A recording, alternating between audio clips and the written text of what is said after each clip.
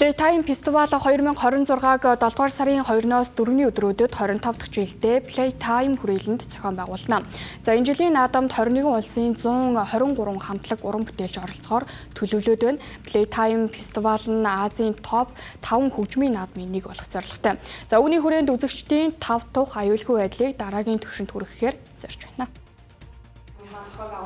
Playtime Festival 2026 нь олон улсын хэмжээний фестивал тайцны урлаг гэрэлтүүлгийн чиглэлээр ажилладаг мэрэгжлийн багуудтай хамтран ажиллаж байна.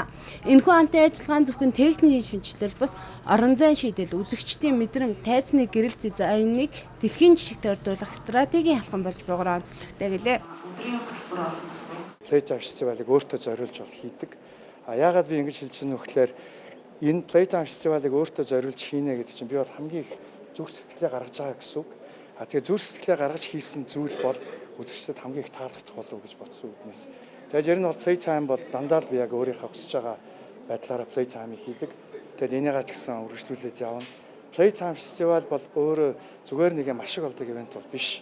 Playtime Festival өөрөө урлаг гэж би хардаг. За энэ жилийн хувьд дэлхийн хөл бөмбөгийн аврах шалгуурлалт тэмцээн бас Playtime-ийн өдрүүдэд нэгэн зэрэг болж байгаатай тохиолдуулан манайх FIFA Goal гэсэн хөтөлбөрөөр танилцуулна. За мөн хөл бөмбөг сонирхдаг залуустай зориулаад тайзан дээр бас хэд хэдэн хөл бөмбөгийн тоглолтыг шууд дамжуулж үзүүлэх байгаа.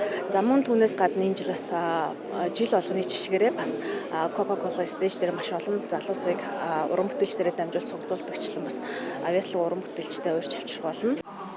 Энэхүү фестивал нь хөгжим, урлаг, соёлоор дамжуулан залуусыг эерэг хандлага, хариуцлагатай амьдралын маягт уриалдаг. Мөн доктортой хөгжлийн үнэт зүйлсийг түгээн ажиллахад зорддог.